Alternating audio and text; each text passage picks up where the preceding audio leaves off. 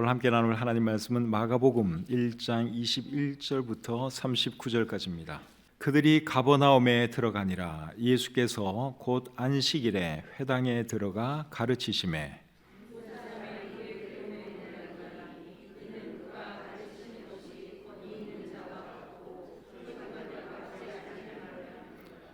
마침 그들의 회당에 더러운 귀신 들린 사람이 있어 소리질러 이르되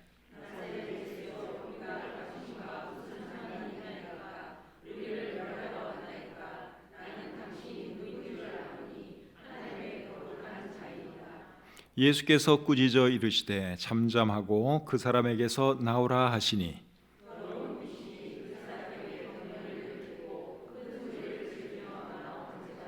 다 놀라 서로 물어 이르되 이는 어찌미냐 권위 있는 새 교훈이로다. 더러운 귀신들에게 명한즉 순종하는도다 하더라. 회당에서 나와 곧 야고보와 요한과 함께 시몬과 안드레의 집에 들어가시니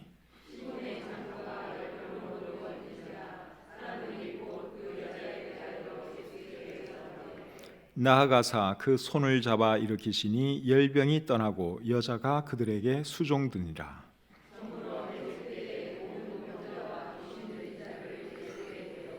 온 동네가 그 문 앞에 모였더라.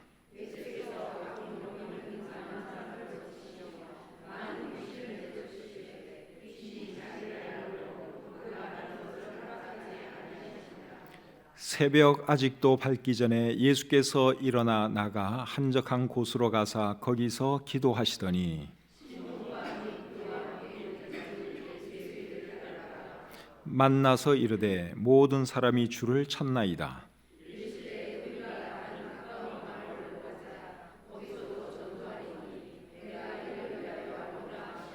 이에 온 갈릴리에 다니시며 그들의 여러 회당에서 전도하시고 또 귀신들을 내쫓으시더라. 아멘. 오늘은 마가복음 1장 21절부터 39절까지 말씀을 본문으로 해서 목적이 이끄는 삶, 이런 제목으로 하나님 말씀 전하기를 원합니다. 꽤 오래전에 나온 책 중에 목적이 이끄는 삶, 이런 제목의 책이 있었죠. 미국의 릭 워렌 목사님이 쓴 책인데 수많은 사람들이 이 책을 읽고 또 은혜를 받고 그랬던 책입니다.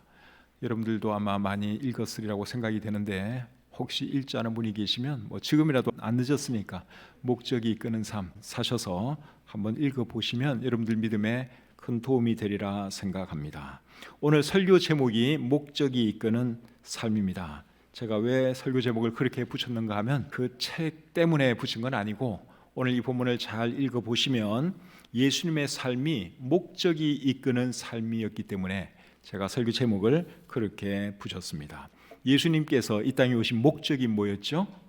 예수님께서 이 땅에 오신 목적은 오늘 이 본문 38절에 잘 나타나 있는데 전도가 예수님의 삶의 목적이었습니다. 38절 말씀을 한번 보겠습니다. 이르시되 우리가 다른 가까운 마을들로 가자. 거기서도 전도하리니 내가 이를 위하여 왔노라. 예수님이 무엇을 위해서 오셨다고요? 전도를 위해서 오셨다. 그렇게 말씀을 하고 있죠. 그래서 예수님의 삶의 목적은 전도에 있었습니다. 예수님이 가르치기도 하셨고 병자들도 고쳐주셨고 귀신들도 내쫓아 주셨지만 예수님의 가장 중요한 사역은 뭐였는가 하면 전도였습니다. 그래서 예수님의 삶은 목적 지향적인 삶이었고 목적에 충실한 삶이었다, 그렇게 말할 수 있습니다. 오늘 이 본문에 어떤 내용이 기록되어 있는지 살펴보면서 은혜 받기를 원합니다. 21절 말씀 다시 보겠습니다. 그들이 가버나움에 들어가니라. 예수께서 곧 안식일에 회당에 들어가 가르치시매. 예수님께서 가버나움이라고 하는 곳에서 사역을 하셨습니다. 가버나움은 갈릴리 호수 북서쪽 해안에 있는 마을입니다. 이곳에 베드로와 안드레 두 사람의 집도 이곳에 있었지요. 안식일에 예수님께서 회당에 가셔서 이제 가르치셨다, 그렇게 말씀을 하고 있는데 예수님이 무엇을 가르쳤겠습니까? 회당에서는 율법을 가르치죠. 구약 성경을 가지고 사람들을 가르치는 곳이 회당이죠. 그래서 예수님이 구약 성경을 가지고 사람들을 가르쳤습니다. 구약 성경을 통해서 뭘 가르쳤는가 하면 하나님의 나라가 가까이 왔고 메시아가 임했고 그리고 예수님 자신이 메시아라고 하는 사실을 사람들에게 가르쳤습니다. 그렇게 가르친 이유가 뭡니까? 전도하기 위해서, 사람들로 하여금 자신을 메시아로 받아들이도록 하기 위해서, 즉 전도하기 위해서 예수님께서 그렇게 가르치셨습니다. 그렇다면 오늘날 우리는 교회에서 뭘 가르쳐야 할까요? 예수님이 가르친 똑같은 것을 우리가 가르치면 됩니다. 예수님이 메시아요, 예수님 믿어야 구원받을 수 있다 하는 것을 우리가 가르쳐야 하는 것이죠. 무엇을 가지고 그렇게 가르쳐야 되겠습니까? 성경을 가지고 그렇게 가르쳐야 하는 것이죠. 예수님 당시에는 구약 성경밖에 없었어요. 그러니까 신약 성경을 가르칠 수가 없었고, 이제 우리는 구약 신약 다 가지고 있죠. 그래서 우리는 구약 성경과 신약 성경을 가지고 예수님이 메시아다, 예수님 믿어야 구원받을 수 있다 하는 것을 가르쳐야 하는 것입니다. 초대 교회 시절의 사도들도 다 그렇게 가르쳤습니다. 사도행전 2장 14절부터 16절까지 말씀을 한번 제가 읽어드리겠습니다. 베드로가 11 사도와 함께 서서 소리를 높여 이르되 유대인들과 예루살렘에 사는 모든 사람들아, 이 일을 너희로 알게 할 것이니 내 말에 귀를 기울이라. 때가 제 삼신이 너희 생각과 같이 이 사람들이 취한 것이 아니라 이는 곧 선지자 요엘을 통하여 말씀하신 것이니 일러스되. 자, 여기 보면 오순절날 사도 베드로가 사람들 앞에서 하나님의 말씀을 전하는데 무엇을 가지고 전했습니까? 구약 성경을 가지고 전했죠. 요엘서는 구약 성경의 한 부분이잖아요. 그래서 구약 성경을 펴서 요엘서에 있는 말씀을 가지고 사람들에게 가르쳤습니다. 그래서 우리는 이제 신약 성경까지 있으니까 신약 성경까지 우리가 사람들에게 가르쳐야 하는 것이죠. 사도 베드로가 가르친 내용은 구약 성경 요엘서에 이런 말씀이 있는데 그 말씀이 오늘 이렇게 이루어진 것이다 하는 것을 가르쳤습니다. 그래서 우리도 성경을 가지고 사람들에게 예수님이 메시아인 것을 가르쳐야 하는 것이죠. 사도행전 5장 42절에 보시면 또 이런 말씀이 있습니다. 그들이 날마다 성전에 있든지 집에 있든지 예수는 그리스도라고 가르치기와 전도하기를 그치지 아니하니라. 사도들이 뭘 가르쳤다고요? 예수님이 그리스도라고 하는 사실을 가르쳤다, 그렇게 말씀을 하고 있죠. 그리스도나 메시아는 같은 말이에요. 그래서 예수님이 메시아다, 예수님 믿어야 구원받을 수 있다 하는 것을 가르쳤습니다. 우리나라에 이단들이 굉장히 많은데 다 이단들마다 자기가 메시아고 재림 예수고 자기가 하나님이라고 가르치고 있어요. 다 엉터리고 거짓말쟁이들이죠. 우리의 메시아는 예수 그리스도 한 분밖에 안 계십니다. 그런데도 사람들이 그런 말에 미혹당하는 거 보면 참 이해가 안 돼요. 많이 배웠다는 사람들이 미혹당하고 있습니다. 근데 그 사람들은 메시아가 아니죠. 그냥 한 인간 중에서 제가 볼 때는 아주 추악한 인간들이에요. JMS, 성추행이나 하고 죄나 짓는 그런 사람이 어떻게 메시아일 수가 있습니까? 사람들이 진짜 메시아를 몰라서 이제 그런데 현혹당하는 것이죠. 그래서 우리가 가르쳐야 할 것은 성경을 가지고 예수님이 메시아다, 예수님 믿어야 구원받을 수 있다 하는 것을 가르쳐야 하는 것입니다. 22절 계속 보겠습니다. 뭇사람이 그의 교훈에 놀라니 이는 그가 가르치시는 것이 권위 있는 자와 같고 서기관들과 같이 아니함일러라. 예수님이 성경 가르치는 것을 보고 사람들이 깜짝 놀랐습니다. 왜 놀랐는가 하면 예수님께서 가르치는 그것이 권위 있는 자와 같고 서기관들과 같이 않았기 때문에 사람들이 깜짝 놀랐습니다. 여러분, 성경을 가르치는 데 있어서 권위 있는 자가 누구겠습니까? 성경을 기록한 하나님이겠죠. 성경을 기록하신 하나님이 사실은 성경의 권위자세요. 그런데 예수님이 하나님이잖아요. 그러니까 그 가르치는 것이 권위 있는 자와 같을 수밖에 없는 것이죠. 오늘날에도 성경을 잘 가르치는 방법이 뭔 줄 아십니까? 어떻게 하면 우리가 성경을 잘 가르칠 수 있느냐? 성경을 기록하신 성령 하나님의 도우심으로 성경을 해석하고 성령 하나님의 도우심으로 성경을 가르치는 것입니다. 그렇게 해야 성경을 제대로 가르칠 수가 있고 성령께서 역사하셔서 삶의 변화가 일어나는 것이죠. 그런데 이단들은 다 자기네들 마음대로 성경을 해석을 하는 것이죠. 거짓말을 하면서 사람들을 현혹하고 있는데 다 엉터리입니다. 그래서 성경을 정말 제대로 해석을 하려면 성령 하나님의 도우심을 받아서 성경을 해석을 해야 하고, 그리고 성령 하나님께서 주시는 힘으로 성경을 가르쳐야 하는 것입니다. 그래야지 삶의 변화가 일어나게 되는 것이죠. 저와 우리 교회 부교역자들이 다 그렇게 성경을 가르칠 수 있도록 여러분들이 생각나실 때마다 기도해 주시면 고맙겠습니다. 23절 24절 계속 보겠습니다. 마침 그들의 회당에 더러운 귀신 들린 사람이 있어 소리질러 이르되 나사렛 예수여, 우리가 당신과 무슨 상관이 있나이까?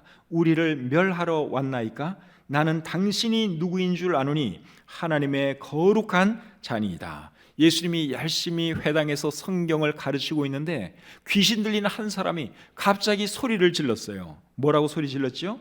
24절에 보니까 나사렛 예수여, 우리가 당신과 무슨 상관이 있나이까? 우리를 멸하러 왔나이까? 나는 당신이 누구인 줄 아노니 하나님의 거룩한 자니이다. 그렇게 귀신 들린 사람이 외쳤어요. 이거는 귀신 들린 사람 개인이 외치는 것이 아니라 그 속에 들어가 있는 귀신이 그 사람의 입을 통해서 이렇게 외친 거죠. 더러운 귀신이라 오늘 이 본문에는 그렇게 나와 있는데, 더러운 귀신이 헬라어 성경에는 더러운 영으로 되어 있습니다. 귀신은 악령을 우리 성경에서는 귀신이라고 그렇게 말하고 있습니다. 근데 여러분, 이 귀신이 자기가 통제하고 있는 그 사람을 통해서 고함을 지르고 참 예배를 방해하고 있는데, 그렇게 하는 그 이유가 뭐겠어요? 예수님께서 하나님 말씀을 제대로 가르치지 못하게 하기 위해서 그렇게 하는 것이죠. 예수님의 사역을 방해하기 위해서 고함을 지른 것입니다. 그런데 여러분, 오늘날에는 귀신이 이런 식으로 예배를 방해하거나 설교를 방해하거나 그러는 것 같지는 않습니다. 그런 것 같죠? 옛날에는 여러분, 예수님이 설교하는데, 예수님이 성경을 가르치는데 막 고함을 질렀어요. 귀신 들린 사람을 통해서 그렇게 예배를 방해했습니다. 근데 오늘날에는 이런 식으로 역사하는 것 같지는 않아요. 제가 30년 넘게 설교를 하고 예배를 인도했는데요, 제가 예배 인도할 때 한 명도 지금까지 이런 사람이 없었어요. 너무너무 감사해요. 만약에 누가 이랬으면 제가 당황할지도 몰라요. 근데 지금까지 그런 적이 한 번도 없었거든요. 귀신들이 여러분 다 어디 갔겠어요? 다 죽었나요? 귀신이 죽은 건 아니고 작전을 바꿨습니다. 작전을 바꿨어요. 어떻게 바꾼 줄 아십니까? 오늘날에는 귀신이, 악령이, 사탄이 사람들 마음속에 들어가서 딴 생각을 하게 만들어요. 예배 시간에 말씀 들을 때. 그래서 고함을 질러서 예배를 제대로 못 드리게 하는 거나 사람들이 딴 생각해서 예배 못 드리게 하는 거나 결과는 똑같잖아요. 요새는 주로 그렇게 많이 합니다. 요한복음 13장 2절을 한번 보겠습니다. 마귀가 벌써 시몬의 아들 가롯 유다의 마음에 예수를 팔려는 생각을 넣었더라. 사탄이 가롯 유다의 생각을 조종하는 것을 볼 수가 있죠. 사람들의 생각을 오늘날도 사탄이 그렇게 조종할 수 있습니다. 요한복음 13장 27절 28절 조각을 받은 후 곧 사탄이 그 속에 들어간지라. 이에 예수께서 유다에게 이르시되 네가 하는 일을 속히 하라 하시니, 이 말씀을 무슨 뜻으로 하셨는지 그 앉은 자 중에 아는 자가 없고. 여기도 보면 사탄이 유다의 마음 속에 들어갔다고 말씀을 하고 있죠. 그 마음 속에서 생각을 조종하고 있어요. 그런데 사탄이 그 속에 들어가 있는지 없는지 아는 자가 있습니까 없습니까? 모르죠. 아무도 몰라요. 예수님만 아는 거예요. 지금 가룟 유다의 마음 속에 사탄이 들어가 있구나, 저놈이 딴 생각하고 있구나, 예수님만 아시지 다른 제자는 아무도 몰라요. 오늘날에도 마찬가지예요. 오늘날에도 사람들이, 귀신이, 악령이 사람들 마음속에 들어가서 예배 드리지 못하도록, 예배 시간에 딴 생각하도록 그렇게 역사한다고 하는 것을 여러분들이 잊지 마시기를 바랍니다. 그래서 옛날하고 지금하고 방법만 바꿨지 똑같아요. 예배를 제대로 못 드리게 만들고, 집중하지 못하게 만들고, 하나님 말씀 못 듣게 만들고 똑같아요. 옛날식으로 이렇게 사탄이 만약에 예배를 방해하고 하면 어떻게 되겠어요? 당장 정신병원에 끌려갑니다. 그렇죠? 전화하면 바로 정신병원 사람들이 와서 데려가지 않겠어요?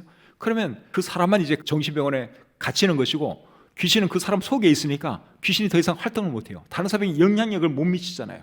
근데 그거보다는 그냥 표 안 나게 사람의 생각을 지배하고 딴 생각하게 만들고, 지금도 딴 생각하는 분이 두 사람이 계세요. 네, 사탄이 지금 역사하는 것 같아요. 그러니까 우리가 정신을 잘 차리고 예배에 집중해야 하는 것이죠. 자, 25절부터 28절 계속 보겠습니다. 예수께서 꾸짖어 이르시되 잠잠하고 그 사람에게서 나오라 하시니 더러운 귀신이 그 사람에게 경련을 일으키고 큰 소리를 지르며 나오는지라. 다 놀라 서로 물어 이르되 이는 어찌미냐. 권위 있는 새 교훈이로다. 더러운 귀신들에게 명한즉 순종하는도다 하더라. 예수의 소문이 곧 갈릴리 사방에 퍼지더라. 귀신이 한 사람의 삶을 지배하면서 예수님의 가르침을 방해하니까 예수님께서 말씀 한마디로 그 귀신을 쫓아내 주셨죠. 그랬더니 귀신이 소리를 지나가면서 떠나갔다. 그렇게 말씀하고 있습니다. 그것을 본 사람들이 다시 한번 놀랐습니다. 가르침에 한번 놀랐고 귀신 쫓아내는 것을 보고 사람들이 다시 한번 놀랐습니다. 그리고 그 일을 계기로 예수님은 아주 유명한 사람이 되었고 예수님에 대해서 사람들이 더 많은 관심을 가지게 되었다 하는 것이죠. 그래서 사탄이 예수님의 사역을 방해하려고 했지만 하나님은 사탄의 방해조차도 결국 어떻게 사용하신 것입니까? 예수님이 더 알려지는 그런 계기로 사용하셨죠. 사도행전 8장에 보시면 예루살렘 교회에 핍박이 일어납니다. 사탄이 교회를 무너뜨리기 위해서 큰 핍박을 일으켰어요. 그런데 하나님은 그 핍박조차도 어떻게 사용을 하셨죠? 복음이 더 널리 증거되도록 사용하셨습니다. 사도행전 8장 1절을 보겠습니다. 사도행전 8장 1절 하반절입니다. 그날에 예루살렘에 있는 교회에 큰 박해가 있어 사도 외에는 다 유대와 사마리아 모든 땅으로 흩어지니라. 자, 예루살렘 교회에 큰 핍박이 일어났죠. 그러니까 사람들이 다 뿔뿔이 흩어졌어요. 근데 흩어져서 뭘 하느냐? 자, 4절을 보겠습니다. 그 흩어진 사람들이 두루 다니며 복음의 말씀을 전할세. 교회를 망가뜨리려고 사탄이 핍박을 일으켰는데 오히려 그것이 더 넓은 지역으로 복음이 증거되는 계기가 되었다 하는 것이죠. 그러니까 사탄이 아무리 교회를 무너뜨리려고 방해를 해도 하나님과 하나님의 교회는 절대로 무너지지 않습니다. 핍박조차도 하나님은 복음 전도의 기회로 바꾸어 주는 분이기 때문에 그렇습니다. 그렇기 때문에 하나님의 자녀들은 사탄 두려워할 필요가 있는 거예요? 없는 거예요? 두려워할 필요가 없습니다. 요한 1서 4장 4절에 이렇게 기록되어 있습니다. 자녀들아 너희는 하나님께 속하였고 또 그들을 이겼나니 이는 너희 안에 계신 이가 세상에 있는 자보다 크심이라. 그래서 우리 안에 하나님이 계시죠? 하나님은 사탄보다도 훨씬 더 큰 분이세요. 그러니까 사탄이 아무리 교회를 핍박하고 우리를 괴롭게 만들어도 우리는 결국 승리할 수밖에 없다 하는 것이죠. 로마서 8장 36절과 37절에는 또 이런 말씀이 있습니다. 로마서 8장 36절 37절입니다. 기록된 바 우리가 종일 주를 위하여 죽임을 당하게 되며 도살당할 양같이 여김을 받았나이다. 함과 같으니라. 그러나 이 모든 일에 우리를 사랑하시는 이로 말미암아 우리가 넉넉히 이기느니라. 사탄이 우리를 핍박하고 우리를 위협하지만 우리를 사랑하시는 하나님으로 말미암아 우리는 넉넉히 이긴다. 그렇게 말씀하고 있으니 여러분 얼마나 감사합니까? 사탄이 예수님을 방해하려고 했지만 결국은 오히려 예수님이 더 유명해지면서 복음이 더 널리 증거되게 되었다 하는 것이 우리가 읽은 이 말씀의 내용입니다. 29절부터 31절 계속 보겠습니다. 회당에서 나와 곧 야고보와 요한과 함께 시몬과 안드레의 집에 들어가시니 시몬의 장모가 열병으로 누워 있는지라. 사람들이 곧 그 여자에 대하여 예수께 여짜온대 나아가서 그 손을 잡아 일으키시니 열병이 떠나고 여자가 그들에게 수종드니라. 회당에서 나온 예수님은 시몬 베드로와 안드레의 집으로 가셨습니다. 그 집에 가보니까 베드로의 장모가 열병에 걸려서 누워 있었어요. 그래서 예수님이 어떻게 했죠? 일으켜 세워 고쳐 주셨습니다. 그 소문이 퍼지니까 또 그 지역에 있던 수많은 병자와 귀신 들린 사람들이 고침받기 위해서 예수님을 찾아왔습니다. 32절 33절 보겠습니다. 저물어 해질 때에 모든 병자와 귀신 들린 자를 예수께 데려오니 온 동네가 그 문 앞에 모였더라. 정말 많은 사람들이 찾아왔죠. 병 고침 받고 싶은 모든 사람들이 다 찾아왔어요. 온 동네 사람들이 그 앞에 다 모였다 할 정도로 많은 사람들이 예수님을 보기 위해서 찾아왔습니다. 예수님 당시에는 정말 병자들이 많았던 것 같아요. 성경 읽을 때마다 웬 병자들이 이렇게 많은지, 또 귀신 들린 사람은 왜 그렇게 많은지 우리가 그런 것을 느끼게 되죠. 그게 왜 그런가 하면 예수님 당시에는 의학이 오늘날처럼 발전되지도 못했고, 그리고 병원도 오늘날처럼 많지가 않았지요. 그 당시에도 의사가 있기는 있었어요. 그래서 예수님께서 건강한 자에게는 의사가 쓸데없고 병든 자에게라야 의사가 쓸데있다, 그렇게 말씀을 하신 거예요. 그 당시에도 의사가 있기는 있었어요. 근데 의사들이 있었어도 그 많은 병자들을 다 치료할 수가 없었습니다. 역부족이었습니다. 오늘날 병원에 가면 여러분 의사들이 얼마나 많습니까? 큰 병원에 가면 의사들이 수백 명이 됩니다. 근데 의사가 그렇게 많아도 환자들을 다 감당해내지를 못해요. 병원에 한번 가면 의사 한번 보기 위해서 30분, 1시간씩 기다려야 되잖아요. 그 큰 병원에 그렇게 의사가 많아도 상황이 그런데 옛날에 의사도 몇 없고 병원도 거의 없고 그런 시절이니 여러분 이 성경 볼 때마다 환자들이 왜 그렇게 많은가 우리가 조금 이해가 되죠. 그래서 예수님이 찾아온 그 병자들을 다 어떻게 해주십니까? 고쳐주시죠. 34절 보겠습니다. 예수께서 각종 병이든 많은 사람을 고치시며 많은 귀신을 내쫓으시되 귀신이 자기를 알므로 그 말하는 것을 허락하지 아니하시니라. 예수님께서 그 수많은 병자들 한 사람 한 사람을 다 고쳐주셨습니다. 예수님께서 이 땅에 오신 목적은 병 고치는 것이 아니라 전도였지만 그래도 찾아온 병자들에 대해서는 한 사람 한 사람 다 고쳐주셨다 하는 것이죠.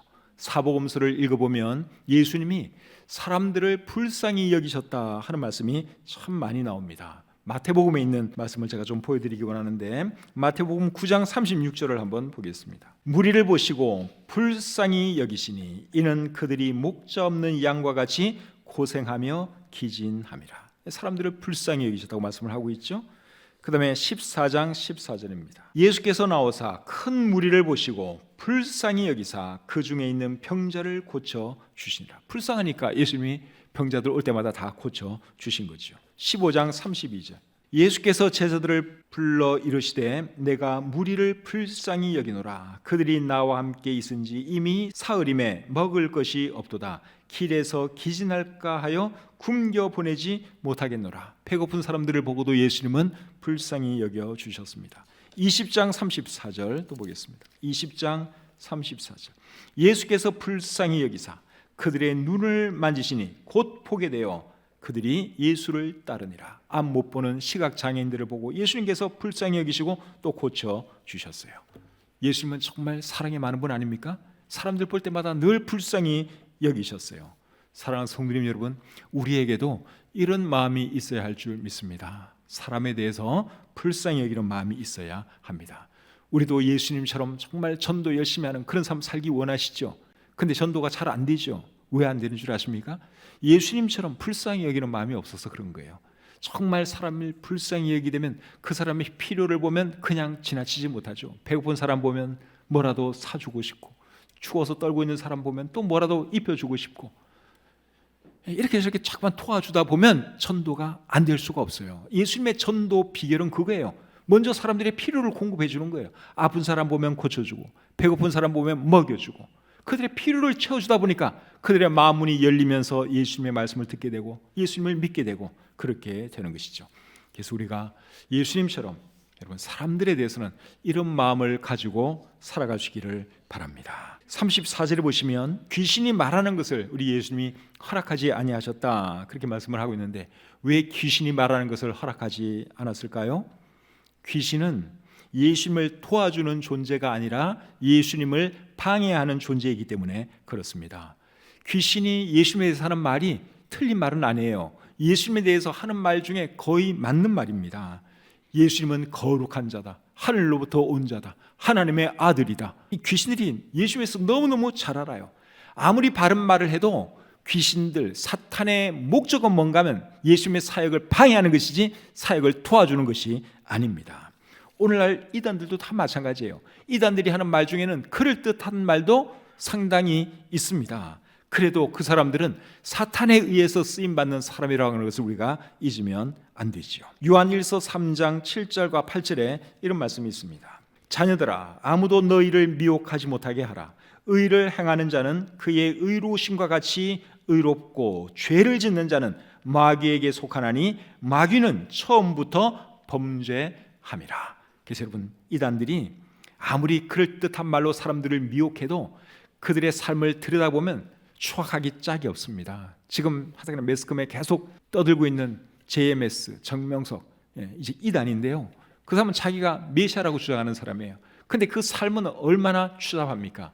성추행하고 못된 짓하고, 이게 사탄에 의해서 쓰임받기 때문에 그런 것입니다. 자, 35절 가겠습니다. 35절입니다. 새벽 아직도 밝기 전에 예수께서 일어나 나가 한적한 곳으로 가서 거기서 기도하시더니, 예수님이 이른 아침에 일어나셔서 한적한 곳을 찾아서 기도하셨다, 그렇게 말씀을 하고 있죠. 하나님이신 예수님은 기도 안 해도 될 것 같은데 그 이른 아침에 일어나셔서 예수님이 기도를 하셨습니다.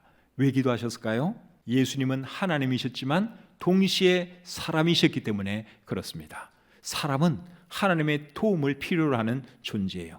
그래서 예수님은 100% 사람이지만 동시에 100% 사람이었어요. 그렇기 때문에 하나님께 기도하셨던 것이죠. 예수님이 기도하셨다면 우리는 얼마나 더 많이 기도해야 하겠습니까? 기도해야 승리하는 삶을 살 수가 있고 능력 있는 삶도 살아갈 수가 있는 것이죠. 마가복음 9장 28절과 29절에 이런 말씀이 있습니다. 집에 들어가심에 제자들이 조용히 묻자오되 우리는 어찌하여 능히 그 귀신을 쫓아내지 못하였나이까? 이르시되 기도 외에 다른 것으로는 이런 종류가 나갈 수 없느니라 하시니라. 귀신을 쫓아내는 그 능력도 결국 어디에서 온다는 것입니까? 기도에서 온다고 말씀하고 있죠. 능력 있는 삶, 승리하는 삶 살려면 우리도 기도해야 합니다. 예수님도 기도하셨는데 우리가 뭐라고 기도를 안 하겠습니까? 그래서 우리가 기도 열심히 해야 하는 것이죠. 예수님이 기도하신 또 다른 이유는 기도의 본을 보여주시기 위해서 기도하셨습니다. 한국 교회는 새벽 기도로 가는 좋은 기도 문화가 있습니다. 다른 나라 교회들은 새벽 기도 안 합니다. 유독 한국에 있는 교회들만 새벽 기도를 하고 있습니다. 정말 좋은 문화라고 생각을 합니다. 근데 이 좋은 문화가 누구로부터 온 것이냐? 예수님께로부터 온 것입니다. 어떤 목사님이 새벽 기도 일어나기 시작해 너무너무 힘들어서 어떤 놈이 새벽 기도를 만들어가지고, 어떤 놈이 아니라 예수님이 만든 겁니다. 예수님이 새벽 기도의 원조세요. 그래서 여러분, 우리도 새벽 기도하는 것이 사실 힘들게 느껴질 수는 있어요. 그래도 새벽 기도하시면 여러분 얼마나 좋은지 모릅니다. 제가 가지고 있는 습관 중에서 제일 좋은 습관이 새벽에 일찍 일어나서 새벽 기도 나온다는 거예요. 그게 제가 이제 습관이 됐기 때문에 제가 너무너무 좋아요. 새벽 기도 안 했으면 맨날 늦잠 자겠죠?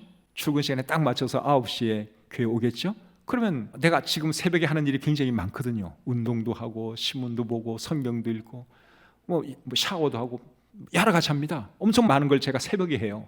근데 새벽 기도 안 하고 맨날 늦잠 자면 그런 일을 못 하는 것이죠. 그래서 여러분들도 할 수만 있으면 예수님처럼 일찍 일어나는 습관 가지시고 새벽 기도 한번 해 보실 것을 제가 권해 드리고 싶습니다. 그래서 이 습관만 되면 이것처럼 좋은 것이 없어요. 누가복음 22장 39절에 보시면 예수께서 나가사 습관을 따라 감람산에 가심에 제자들도 따라갔더니, 예수님은 기도가 습관이었어요. 아침에 기도하는 것도 습관이었고 밤에 기도하는 것도 습관이었고 맨날 습관적으로 예수님은 기도하셨다고 하는 사실입니다. 물론 밤에 늦게 일하는 분들은 새벽에 일어나기가 힘들죠. 그런 분들은 어쩔 수 없어요. 잠도 주무셔야 돼요. 잠도 충분히 주무시고 그 대신에 늦게 밤에라도 여러분 규칙적으로 기도하는 습관을 한번 만들어 보시기를 바랍니다. 우리 예수님은 새벽에도 기도하셨고 밤에도 기도하셨죠. 밤에 기도한 것이 마가복음 6장 46절에 기록되어 있습니다. 마가복음 6장 46절에 보시면 이렇게 기록되어 있죠. 무리를 작별하신 후에 기도하러 산으로 가시니라. 기도하러 산으로 가시니라. 밤이 다가오는 그 시간이에요. 밤중에 예수님은 산에 올라가서 기도하셨습니다. 새벽도 좋고 밤도 좋고 중요한 것은 규칙적으로 습관적으로 늘 기도하는 게 중요합니다. 그래서 여러분들도 꼭 새벽 기도, 가급적이면 새벽에 기도하는 게 제일 좋아요. 그리고 부득이 밤에 일하는 분들은 밤늦게라도 꼭 규칙적으로 기도하시기를 바랍니다. 이제 마지막으로 36절부터 39절입니다. 시몬과 및 그와 함께 있는 자들이 예수의 뒤를 따라가 만나서 이르되 모든 사람이 주를 찾나이다. 이르시되 우리가 다른 가까운 마을들로 가자. 거기서도 전도하리니 내가 이를 위하여 왔노라 하시고 이에 온 갈릴리에 다니시며 그들의 여러 회당에서 전도하시고 또 귀신들을 내쫓으시더라. 예수님이 아침에 안 보이니까 사람들이 예수님을 찾았어요. 왜 찾았는가 하면 예수님 말씀을 듣고 싶어서 찾은 것이 아니라 병 고침 받기 위해서, 또 귀신 쫓아내 달라고 예수님을 찾았습니다. 그래서 예수님이 어떻게 하셨죠? 그곳을 떠나 다른 곳으로 가셨습니다. 다른 곳으로 가셔서 무엇을 했느냐? 또 전도하셨죠. 다른 곳에 가셔서도 역시 병자들은 고쳐줍니다. 귀신 들린 사람 보면 귀신 내쫓아 주십니다. 그러나 예수님의 주된 사역은 항상 어디가 있었어요? 전도가 있었습니다. 그런데 전도를 뒤전으라고 사람들이 나를 필요로 한다고 해서 병 고쳐달라고 한다고 해서 계속 거기 앉아서 병만 고쳐주면 어떻게 되는 거예요? 전도를 못하는 거죠. 예수님이 계속 병자들만 고쳐주는 그 사역만 할 수는 없는 거잖아요. 그래서 필요가 있는 걸 알지만 전도가 주 목적이니까 거기 있는 사람들은 또 이제 내버려두고 다른 의사들이 와서 고쳐주기를 바라고 거기 내버려두고 다른 지역으로 가서 또 전도하고 거기서 또 자연스럽게 만나는 환자들은 또 고쳐주시고 그런 식으로 계속 전도 위의 삶을 예수님이 사셨다 하는 것이 오늘 이 본문의 내용입니다. 예수님께서 여러분 전도를 위해서 이 땅에 오셨고 전도가 예수님의 삶의 목적이었다면 저와 여러분들의 삶의 목적은 뭐가 되어야 할 것 같습니까? 전도가 되어야 하겠죠? 우리가 예수님 믿는 사람이라면 예수님의 제자라면 우리가 그리스도인이라면 예수님처럼 전도를 목적으로 살아야 할 줄 믿습니다. 그래서 우리가 이 땅에서 잘 먹고 잘 사는 것도 좋은데 그게 여러분의 삶의 목적은 안 되었으면 좋겠어요. 집 넓히고 돈 많이 모으고 높이 올라가 여러분 그것도 물론 좋긴 좋은데 그거는 여러분 우리의 삶의 목적을 이루는 한 수단이 되어야 되지 그것 자체가 목적이 되면 안 된다 하는 것입니다. 내가 돈을 많이 모으는 것도 내가 높은 사람이 되기 원하는 것도 결국은 더 유력한 전도자가 되기 위해서 그렇게 돼야 되는 것이지 그것 자체가 내 삶의 목적이면 그 삶은 여러분 가치 없는 인생이에요. 하나님은 전혀 중요하게 보시지를 않습니다. 그러나 예수님 중심의 삶을 살고 예수님이 기뻐하시는 그런 일을 하면 예수님께서 우리를 기뻐하시고 우리들의 다른 삶도 축복해 주실 줄 믿습니다. 전도가 삶의 목적이라고 해서 하루 24시간 맨날 전도만 하고 그게 아니에요. 직장도 다니셔야죠. 다른 일도 하셔야 돼요. 휴가도 가셔야 돼요. 그러나 삶의 목적이 전도라는 것은 우리가 잊지 말자 그 말입니다. 어디 가든지 늘 주님을 증거하고 하나님께 영광 돌리는 그런 삶을 살아가시는 저와 여러분들이 되시기를 우리 주님의 이름으로 축복합니다.